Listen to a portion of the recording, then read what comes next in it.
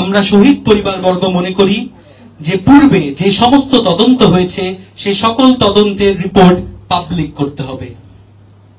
2, ন্যায় বিচারের আলোকে আমরা শহীদ পরিবারবর্গ মনে করি যে হাইকোর্ট ডিভিশনের রায় মোতাবেক 3 জন জজ যে ইনকোয়ারি কমিশনের কথা বলেছে অবিলম্বে সেই ইনকোয়ারি কমিশন গঠন করতে হবে।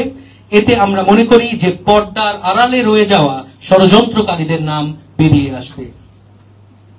3, অফিসিয়াল গ্যাজেট করে 25শে ফেব্রুয়ারিকে শহীদ সেনা দিবস হিসাবে ঘোষণা করতে হবে এবং গ্যাজেটে শাহাদাত বরণকারী সকলকে শহীদের মর্যাদা দিতে হবে। 4, 25শে ফেব্রুয়ারি শোক দিবসকে ঘিরে গোটা দেশ জুড়ে জাতীয় পতাকা অর্ধনিমিত রাখতে হবে। 5, এই নৃশংস বর্বর পিলখানা ট্র্যাজেডিকে স্কুলের পাঠ্য বইয়ে সিলেবাসে অন্তর্ভুক্ত করতে হবে। এতে আগামী প্রজন্ম জানতে পারবে কি ছিল এই সকল শহীদদের ত্যাগ।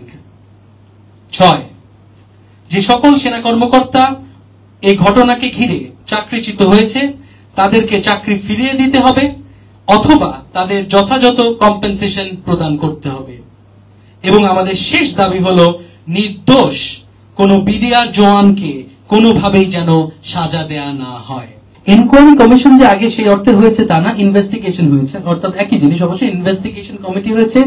ইনভেস্টিগেশন কমিটি মূলত আমরা জানি যে দুটো হয়েছে। একটা হচ্ছে গিয়ে একটা সিভিলিয়ান ইনকোয়ারি কমিশন হয়েছে, আনিসুজ্জামান সাহেব একজন উনি খুব সম্ভবত সচিব ছিলেন ওনার অধীনে, এবং আরেকটা ইনকোয়ারি কমিশন যেই ইনকোয়ারিটা আমরা একেবারে জনসমক্ষে বলছি যে আমরা যেটার অরিজিনাল ভার্সনটা চাই সেটা হচ্ছে লেফটেন্যান্ট জেনারেল জাহাঙ্গীর সাহেব একটা ইনকোয়ারি করেছিলেন, সেইটার ইনকোয়ারিটা ইনভেস্টিগেশন রিপোর্টটা আমরা চাই।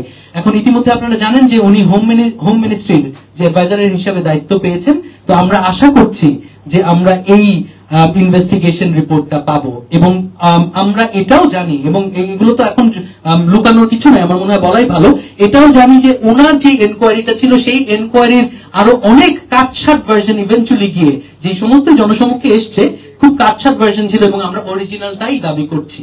ইনভেস্টিগেশন যদি কিনা অরিজিনাল আমরা এটা পাই, আমরা যদি রিপোর্টটা পাই, এতে আমি মনে করি যে এতে আমরা হয়তোবা অনেক কিছুই জানতে পারবো। এবং ঠিক একইভাবে হাইকোর্ট ডিভিশন যে সমস্ত এনকোয়ারি কমিশনের কথা বলেছে এগুলো যদি আমরা বাস্তবায়ন করতে পারি তাহলে আসলে পর্দার আড়ালে রয়ে যাওয়া যেটা বললাম ষড়যন্ত্রকারী যারা রয়েছে তারা বেরিয়ে আসবে এবং তখন আসলে তাদেরকে আমাদের দেশের প্রচলিত যে আইন রয়েছে সেই আইন দ্বারা আমরা চার্জ করতে পারবো।